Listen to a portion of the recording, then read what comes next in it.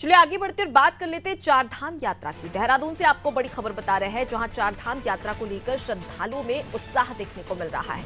व्यवस्थाओं को व्यवस्थित करने में सरकार जुटी हुई है, प्रशासन की टीम भी जुटी हुई है, साथ ही ऑनलाइन पंजीकरण की अधिकतम संख्या तय हो गई है। तो देखिए, चार धाम यात्रा की शुरुआत होने वाली है, लेकिन उससे पहले श्रद्धालुओं में काफी उत्साह देखने को मिल रहा है। लगातार रजिस्ट्रेशन करवाया जा रहा है, पंजीयन करवाया जा रहा है और व्यवस्थाओं को दुरुस्त करने के लिए भी पुलिस प्रशासन की टीम, शासन की टीम पूरी मुस्तैदी के साथ में काम कर रही है। चलिए, किस प्रकार की तैयारियां की जा रही है चार धाम यात्रा को लेकर, इसकी जानकारी ले लेते हैं। सोनू लगातार हमारे साथ में जुड़े हुए हैं। सोनू, पिछले दिनों रजिस्ट्रेशन को लेकर एक आंकड़ा सामने आया था, जहां पर लाखों की संख्या में तमाम जो श्रद्धालु थे उन्होंने रजिस्ट्रेशन करवाया था। फिलहाल की अगर स्थिति देख ली जाए तो अब तमाम शासन की बात कर ली जाए, प्रशासन की बात कर ली जाए, उनके द्वारा किस प्रकार से व्यवस्थाओं को दुरुस्त किया जा रहा है, क्योंकि पिछली बार सारे रिकॉर्ड टूटे थे और इस बार भी कुछ ऐसी ही संभावना जताई जा रही है।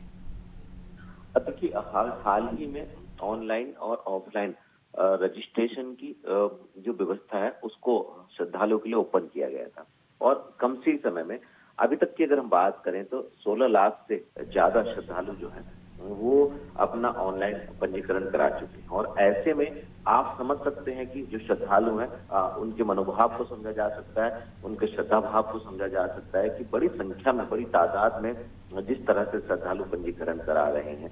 और जो पंजीकरण के अलावा ऑफलाइन रजिस्ट्रेशन की बात है, चाहे वो मोटर मार्गों की बेहतरी की बात हो, चाहे वो मंदिर परिसर में श्रद्धालुओं की एक सीमित संख्या की बात हो, इसको लेकर के अलग अलग स्तर पर तैयारियों को अंतिम रूप दिया जा रहा है। जो सरकार का और विभागों का उद्देश्य है वो सिर्फ और सिर्फ यही है कि सभी श्रद्धालुओं की जो यात्रा है वो सुगम यात्रा हो, सरल यात्रा हो, सुरक्षित यात्रा हो और ज्यादा से ज्यादा इनको सुविधाएं उपलब्ध कराई जा सके।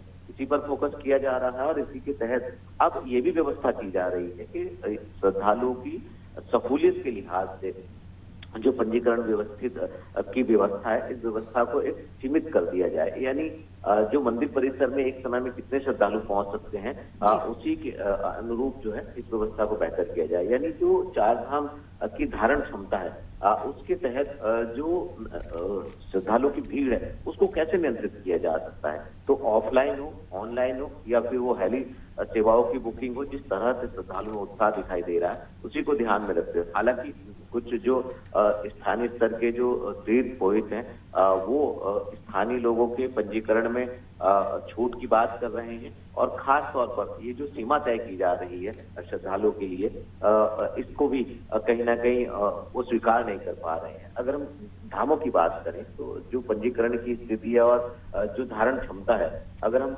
गंगोत्री धाम की बात कर लें तो गंगोत्री धाम में तकरीबन 11,000 श्रद्धालुओं के एक समय में दर्शन करने की एक दिन में संख्या तय की गई है। इसके अलावा अगर आप केदारनाथ धाम की बात करें तो केदारनाथ धाम में तकरीबन 18,000 प्रति एक दिन में श्रद्धालु दर्शन कर सकेंगे। और बद्रीनाथ की अगर हम बात करें तो बद्रीनाथ धाम में तकरीबन 20,000 श्रद्धालु जो वो एक समय में दर्शन करने के लिए पहुंच सकते हैं। और हम यमुनोत्री धाम की बात करें तो 9,000 श्रद्धालुओं की संख्या तय की गई है। हालांकि जो व्यवस्थाओं में जुटे अधिकारी हैं शासन के, विभाग के, वो ये कोशिश कर रहे हैं कि ज्यादा से ज्यादा सुगम और सरल यात्रा हो सके और इसी को ध्यान में रखते हैं, चाहे वो टोकन व्यवस्था हो ताकि जो श्रद्धालु उनको मंदिर परिसर में ज्यादा देर दर्शनों के लिए इंतजार ना करना पड़े, लंबी लंबी कतारों में ना खड़ा होना पड़े, और चाहे वो रजिस्ट्रेशन की व्यवस्था हो। जबकि जो तीर्थ पुरोहित है वो ये कह रहे हैं कि स्थानीय लोगों को रजिस्ट्रेशन में छूट दी जाए और ये संख्या जो है इसकी कोई एक सीमा तय न की जाए। तो अब देखना होगा कि इन व्यवस्थाओं को किस तरह से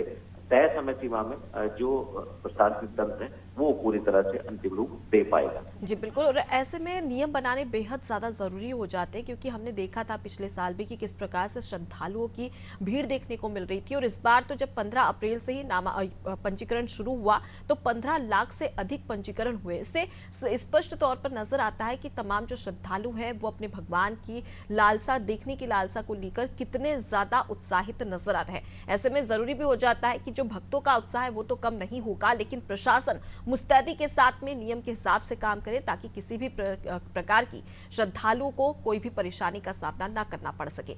लौटूंगी आपके पास में सोनू, आगे भी आपसे खबर पर अपडेट लेंगे। देखिए, चारधाम यात्रा की शुरुआत 10 मई से होने वाली है, जिसमें अब तक 15 अप्रैल की बात कर ली जाए तो 15 लाख से भी ज्यादा श्रद्धालुओं ने अपना पंजीकरण करवा लिया है।